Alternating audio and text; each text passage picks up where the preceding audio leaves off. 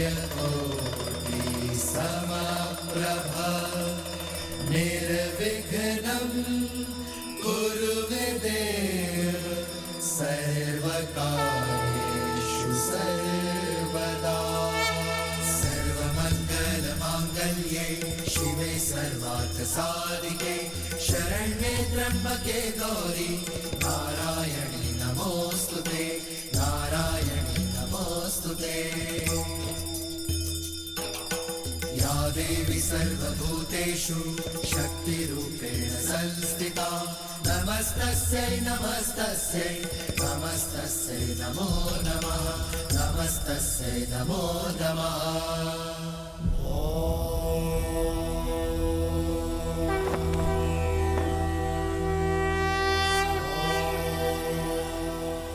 राम राम राम राम।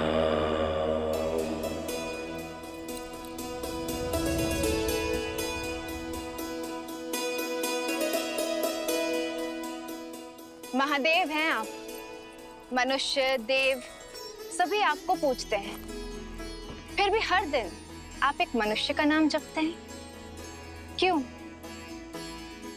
जगत जननी हैं आप, फिर भी इस प्रश्न का उत्तर मुझी से पूछती हैं आप, क्यों? कहीं ऐसा तो नहीं देवी कि आप श्री राम कथा मेरे मुख से सुनते सुनते थकती नहीं? जब आप सुनाते सुनाते नहीं थकते तो मैं सुनते सुनते कैसे थक सकती हूँ? सत्य तो ये है कि श्री राम के नाम में, उनकी बात कहने सुनने में मन बड़ा रमता है। रमेगा क्यों नहीं? मनुष्य जीवन की सीमाओं में बंध कर भी मर्यादा की नई सीमाएं रचने वाले हैं विष्णु के अवतार श्री राम।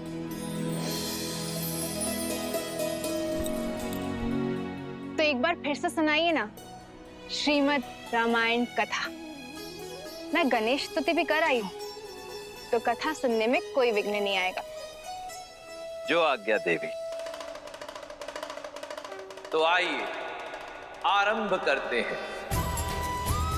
भारत की आत्मा, परम परमात्मा, मर्यादा पुरुषोत्तम श्री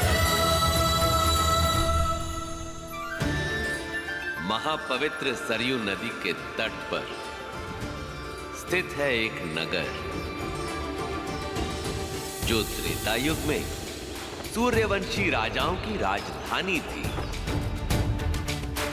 इक्ष्वाकु के वंशज भगीरथ, रघु और अज को जन्म देने वाला नगर, जिसे कोई युद्ध में जीत ना सका, अयोध्या।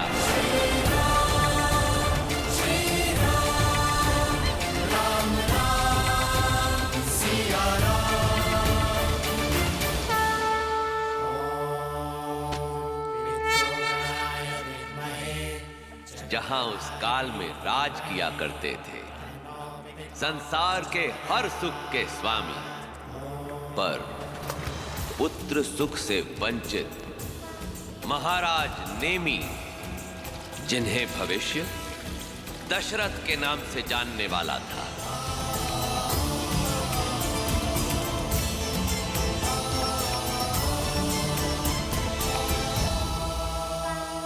श्राद्ध की रीतियां पूर्ण हुई महाराज ने भी।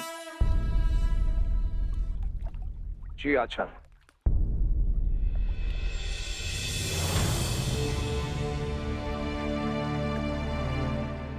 पितामह रघु,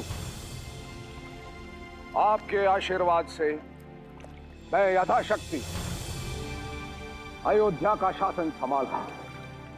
अयोध्या प्रसन्न है। आज सब कुछ है मेरे पास, सब कुछ।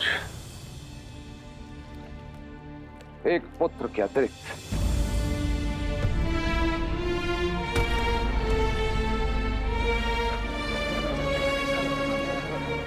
एक पुत्र जो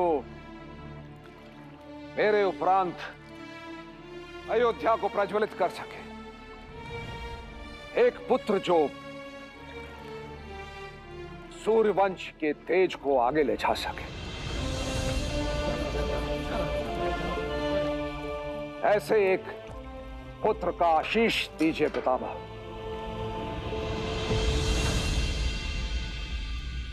अब आप अपने पूर्वजों का ध्यान कीजिए और उन्हें पुष्पांजलि अर्पित कीजिए।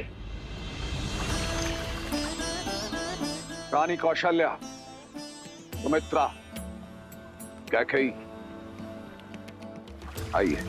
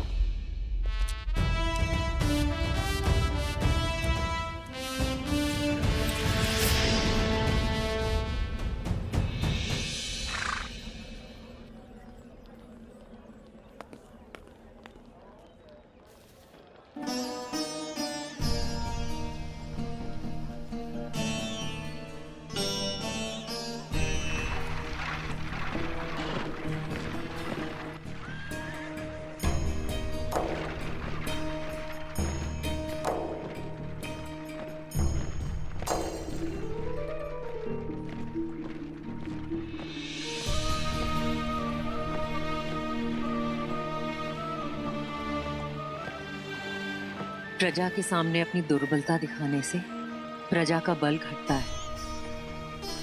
अयोध्या के महाराज को ये शोभा नहीं देता। मत भूलो कैकेयी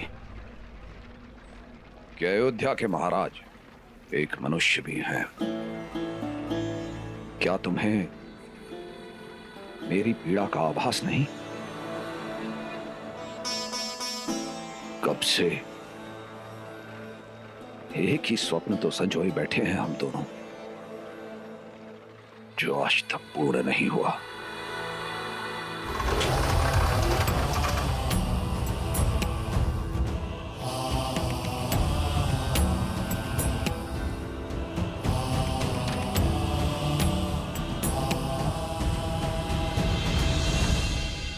महाराज कहते हैं भोर में देखे स्वप्न अवश्य पूर्ण होते हैं।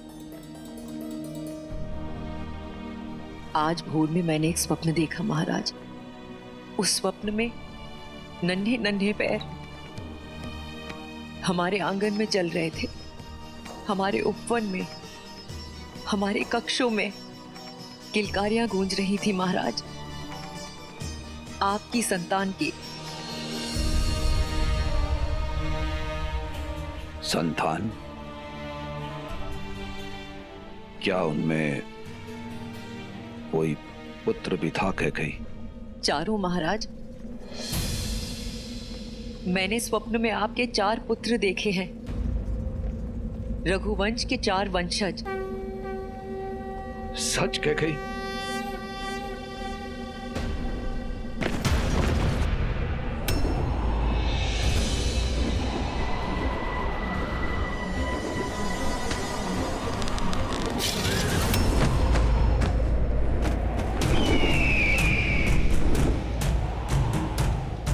जटायु,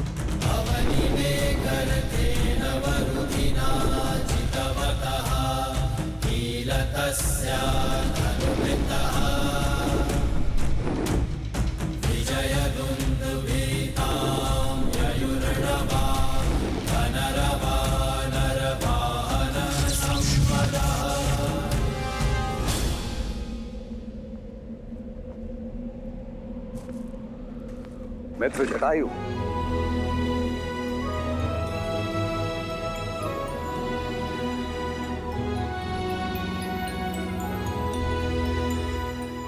कोई सूचना नहीं। ऐसी क्या बात है जो अचानक आपको यहां खींच लाई? युद्ध।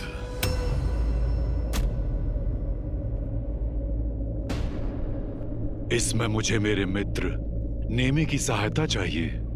गरुड़वंशी महावीर जटायु को मेरी सहायता की आवश्यकता है। क्यों उपहास कर रहे हो मित्र?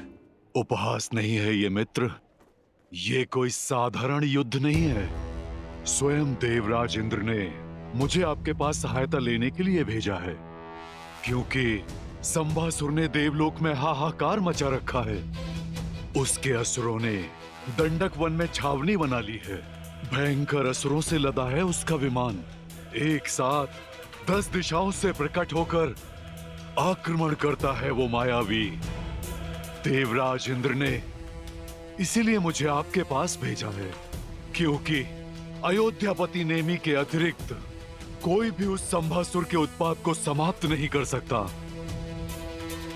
क्या आप अपने मित्र की सहायता करेंगे अयोध्यापति?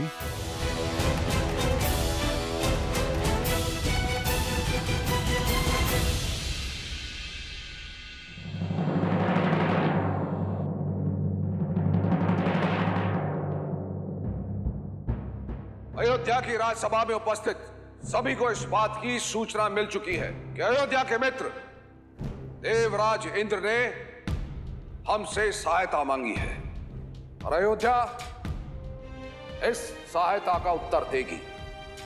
समरासुर के विरुद्ध इस युद्ध में मैं अयोध्या के सम्मिलित होने की घोषणा करता हूं।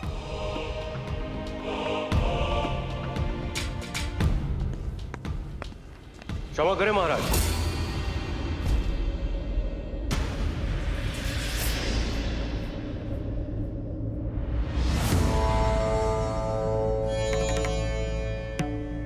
जिस युद्ध से अयोध्या का कोई संबंध ना हो, उस युद्ध में हमें क्यों सम्मिलित होना? क्या अयोध्यापति को अपने किसी निर्णय के लिए तर्क देने की आवश्यकता है ऋषि ज्वाली? महामंत्री सुमंत, महाराज ने हमें सभा में जनता के प्रतिनिधि के रूप में नियुक्त किया है और जनता का प्रतिनिधि होने के नाते और प्रजाहित के प्रश्नों का उत्तर देने के लिए राजा बाध्य है। कुलगुरु, यदि हमारे प्रश्न नीतियों के विरुद्ध हैं तो हम अपने प्रश्न को वापस लेने की तैयार हैं। एक वर्ड बोले जवाली, सदा ही अनुचित प्रश्न पूछते हैं। राजा अपने निर्णय में प्रजा से सहमति ले, यही नीति है। आशा है महाराज आपके सभी प्रश्नों के उत्तर देंगे ऋषि ज्वाली। क्षमा करें महाराज, जनता का प्रश्न यह है कि यदि समरासुर जीतता है तो उसमें हमारी कोई हानि नहीं है, और यदि देवतागण जीतते हैं तो उसमें हमारा कोई लाभ नहीं है। तो फिर इस युद्ध में सम्मिलित होकर हम अपना धन और जनशक्ति को क्यों व्यर्थ करें?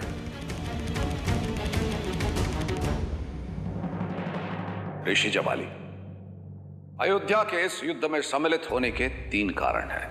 पहला कारण मित्रता। हमारे मित्र ने हमसे सहायता मांगी है। रघुवंशी सदैव मित्रता का मान करते हैं। दूसरा कारण, दूर फैली अग्नि को यदि बुझाया ना जाए तो उसे निकट आने में अधिक समय नहीं लगता। दंडक वन अयोध्या से अधिक दूरी पर नहीं है। और तीसरा कारण, राजा का धर्म, जो है प्रजा की हर संकट से रक्षा करना। वो संकट जो सामने हो या वो संकट जो आने वाला हो। इसीलिए अयोध्या और प्रजा के हित में समरासुर के विरुद्ध इस युद्ध का नेतृत्व मैं स्वयं करूंगा। ऋषि ज्वाली, आशा करता हूं आपको आपके प्रश्नों के उत्तर मिल गए होंगे। क्षमा करें महाराज।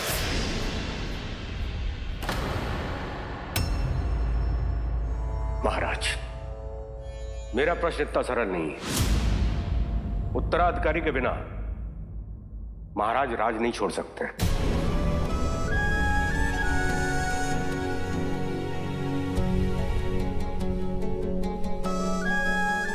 ऐसा नहीं है कि हमें आपकी वीरता और कौशल पर कोई संदेह है, किंतु नियति को कोई नहीं जानता महाराज। यदि आपके साथ युद्ध में कुछ अनहोनी हो गई तो अयोध्या का क्या होगा? रघुकुल का क्या होगा महाराज? ऋषि ज्वाली, अयोध्या के सिंहासन पर बैठने की प्रथम योग्यता है धर्म की रक्षा। ना कि वंश की रक्षा। आपकी चिंता है मेरे कुल के भविष्य की सुरक्षा, किंतु मेरी चिंता है मेरे कुल के पूर्वजों के मान, मर्यादा और प्रतिष्ठा की रक्षा। मैं उन महाराज हरिश्चंद्र का वंशज हूं जिन्होंने सत्य की रक्षा के लिए अपने परिवार का त्याग किया। उन भागीरथ का वंशज हूं जिन्होंने धर्म की रक्षा के लिए मां गंगा को पृथ्वी पर उतारा।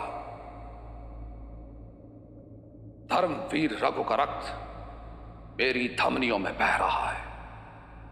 मेरा वंश रहे ना रहे, किंतु रघुकुल की रीति नेमी कभी नहीं तोड़ेगा।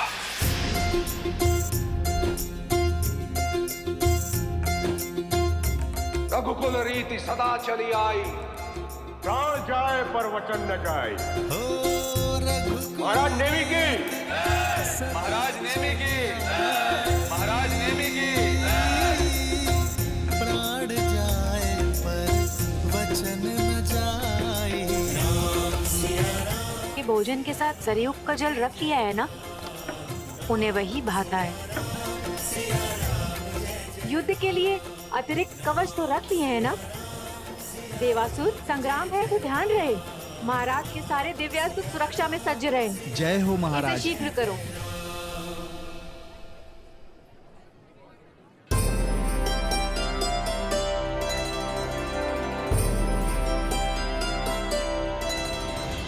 समझता हूं, किंतु तुम्हारा पति एक राजा है और राजा की पत्नी होना सरल नहीं। तुम तो अपना धर्म अच्छे से समझती हो, मेरी हर आवश्यकता का पूरा ध्यान रखती हो। तो साम्राज्य चलाने के लिए मेरे पास पूरा मंत्रिमंडल है, किंतु इस राजमहल को और मुझे तुम्ही ने तो संभाल रखा है। चलिए, आप प्रसन्न तो हुई, अब हमें विदा कीजिए। विजयी होके लौटिएगा। मैं आपके स्वागत में सज्ज रहूंगी और यहाँ सबका ध्यान रखूंगी। सुमित्रा, तुम कितनी निस्वार्थ हो, मानो तुम्हारा जन्म ही सबकी सेवा के लिए हुआ है। कितनी चिंता करती हो सबकी। सबसे अधिक चिंतित तो कौशल्या दीदी हैं। जब से आपके युद्ध में जाने की घोषणा हुई है, बस उपवास करके मंदिर में बैठी प्रार्थना कर रही हैं।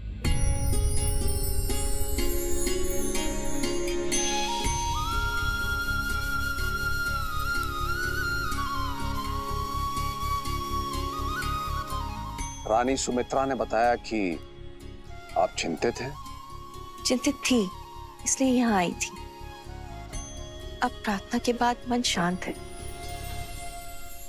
धर्म युद्ध में नारायण आपका साथ दें।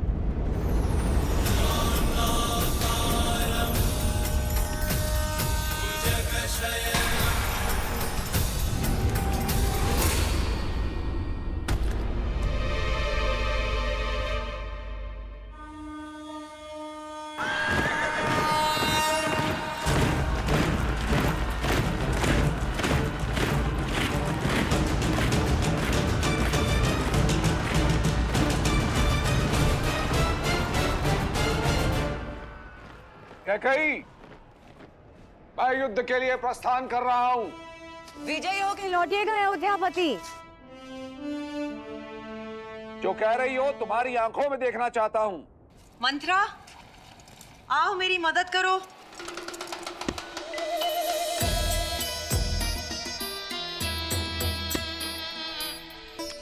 कस के बांधना। विचित्र हट है ये कैकई। कभी सुना है किसी रानी को ऐसा करते हुए? ये शुभ नहीं है, ये शुभ नहीं है कैकई। विलंब हो रहा है, शीघ्र करो मंत्रा।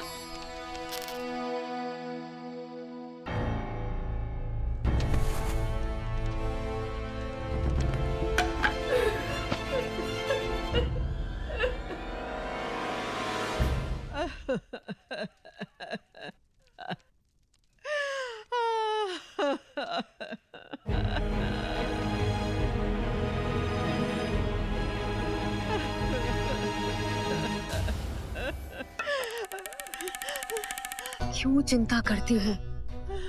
हाँ, कुछ नहीं होगा मुझे।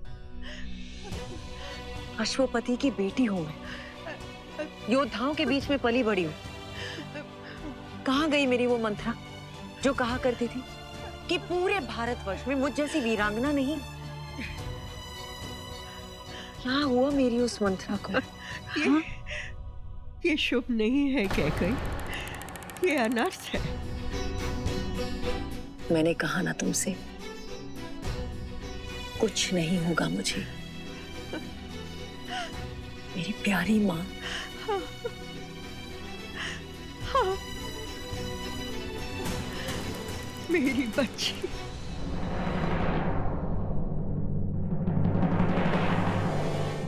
विदा।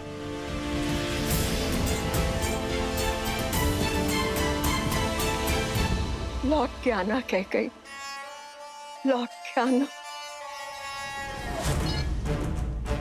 आऊंगी अपने राजा को साथ लेकर।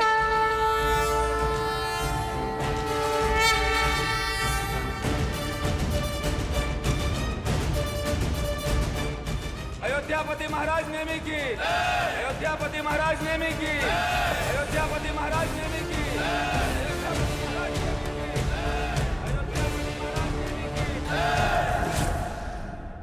अयोध्या के वीरों, प्रस्थान।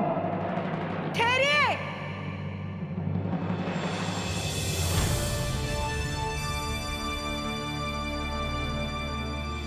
कैकई, तुम यहाँ? तो और कहाँ होना चाहिए? आप ही ने कहा था ना, जो कुछ मैंने कहा आप मेरी आंखों में देखना चाहते हैं। देख लीजिए। तुम जानती हो ना कि आप मुझसे रुष्ट थे, जानती हूँ। पर क्या करूं, मंत्रा को समझाने में इतना समय लग गया। बेचारी बहुत भयभीत हो रही थी। होना भी चाहिए। अब युद्ध क्षेत्र में शत्रु पर प्रहार करने से अधिक हमें तुम्हारी रक्षा की चिंता करनी होगी। वो तो युद्ध ही बताएगा कि कौन किसकी रक्षा करता है। हमारी बात मानो, आरती करके हमें विदा करो। आरती वो करते हैं जो अपने पति के लौटने की प्रतीक्षा करें। जो साथ युद्ध लड़ती हैं, वो शंखनाद करती हैं।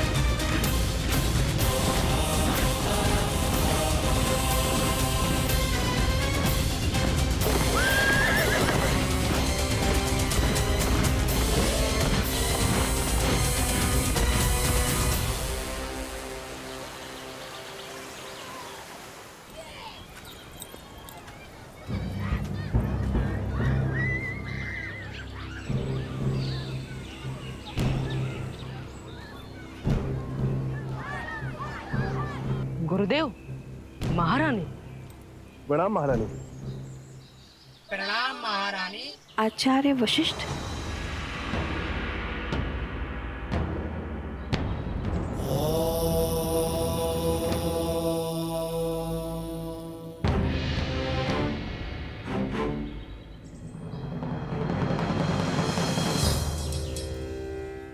मुख मन का दर्पण होता है देवी कौशल्या। कहिए, क्या शंका है? आचार्य, एक स्वप्न है जो मुझे बार बार दिखाई दे रहा है, जिसने मेरे मन में हलचल मचा रखी है।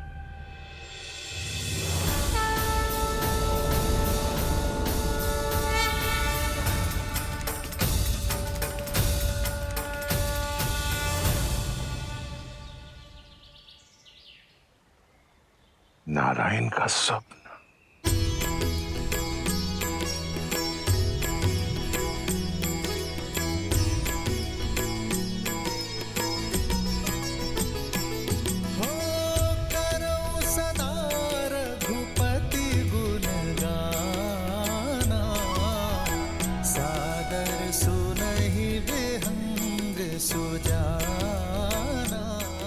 आचार्य, कौन है ये? ये महान संत काकभूषणी है। जब जब अवधपुरी रघुबीरा, धरहि भगत हित मनुज शरीरा। ये क्या अनर्थ कर रहे हैं आप? अनर्थ नहीं माँ, आप तो संसार की सबसे धन्य माँ है। आपके दर्शन पाकर तो मैं भी धन्य हो गया माँ।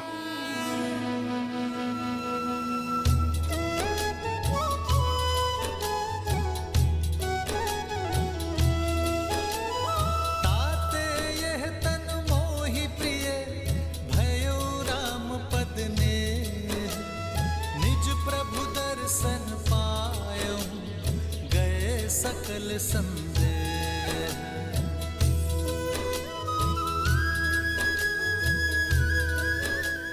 आचार्य, मैं यहाँ अपनी उलझन लेकर आई थी और आप मुस्कुरा रहे हैं, और श्री काकभूषणी जी का व्यवहार और शब्द, मैं और उलझ गई हूँ। ये उलझन नहीं, शुभ संकेत है देवी। अपने मन को शांत रखिए, नारायण पर ध्यान लगाइए और सब कुछ समय पर छोड़ दें। अयोध्या का, आपका और सारे संसार का शुभ समय आने वाला है।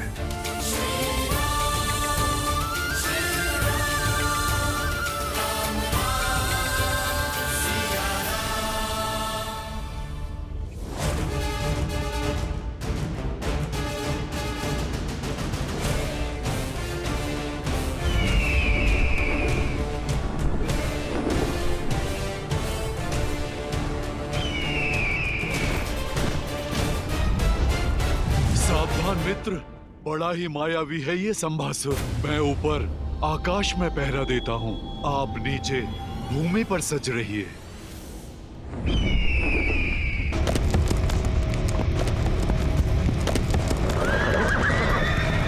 सावधान! अयोध्या के वीरों, अपने स्थान पर अड़िग रहो।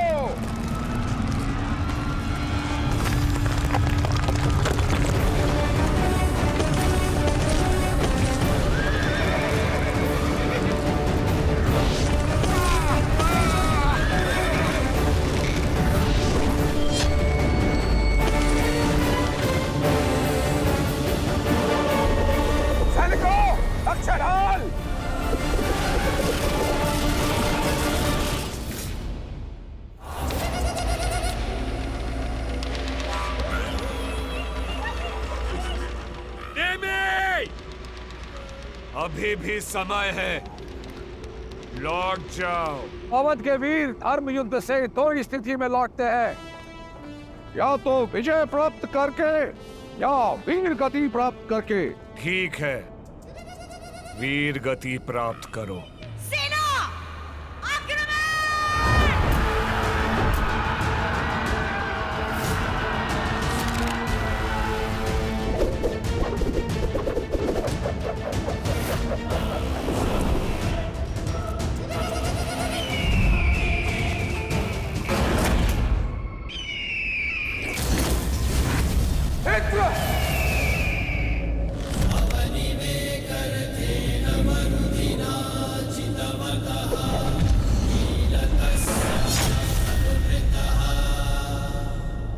क्षमा मांगो, देवों पर फिर से आक्रमण ना करने का वचन दो और अपने प्राण बचा लो।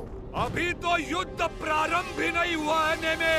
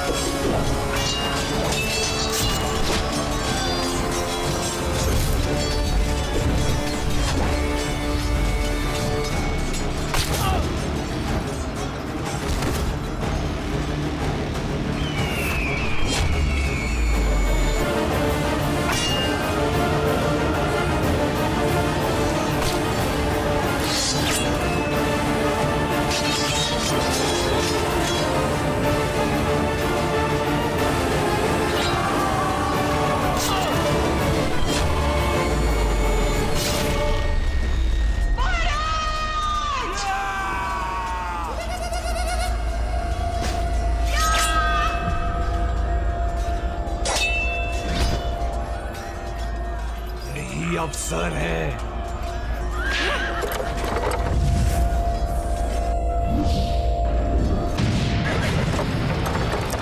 अयोध्यापति, कुछ नहीं होगा आपको।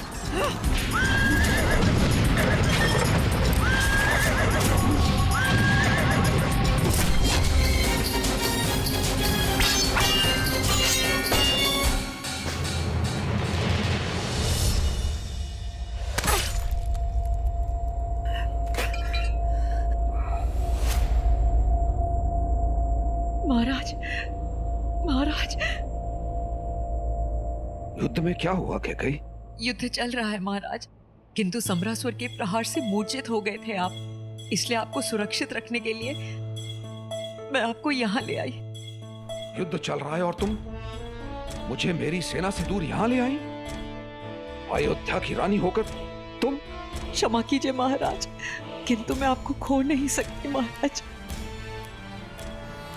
और मैं अपना धर्म नहीं खो सकता। महाराज,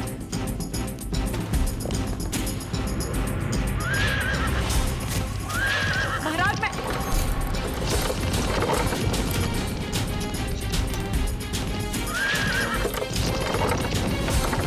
महाराज, आपके पहिए के नट की धुरी टूटी है महाराज।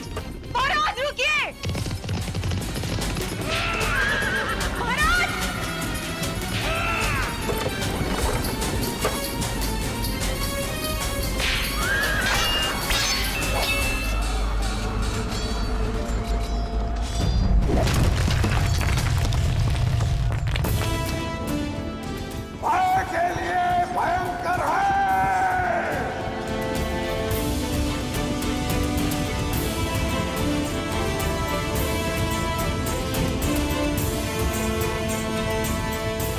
हम अवध के रुद्र हैं।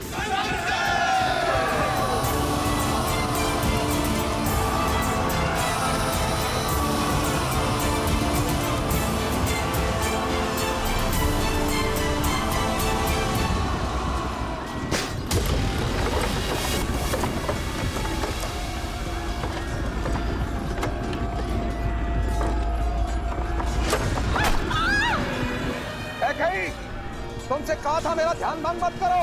तुम्हारी इस युद्ध में कोई आवश्यकता नहीं।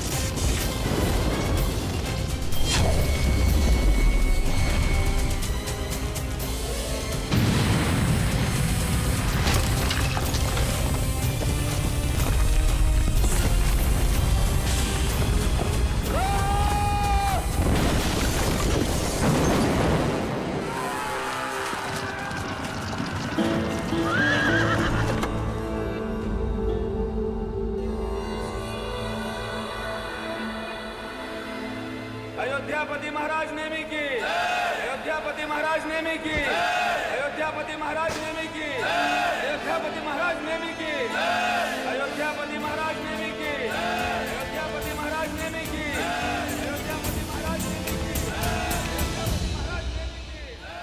अयोध्यापति महाराज नेमी की। अनेकों युद्ध लड़े पर ऐसा शौर्य, ऐसा कौशल कहीं नहीं देखा मित्र नेमी। एक रथ पर ऐसा लगा 10 दिशाओं से लड़ रहे हैं आप। अद्भुत। आप महारथी नहीं, आप दशरथी हैं। दशरथ हैं आप।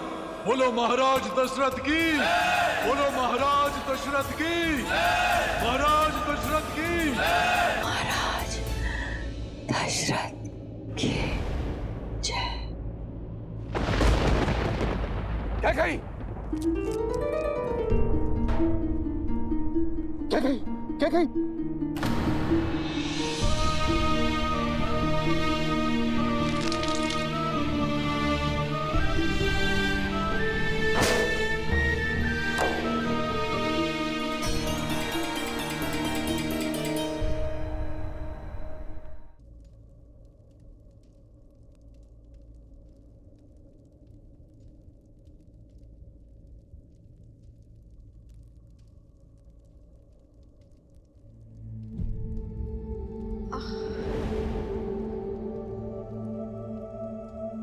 गई।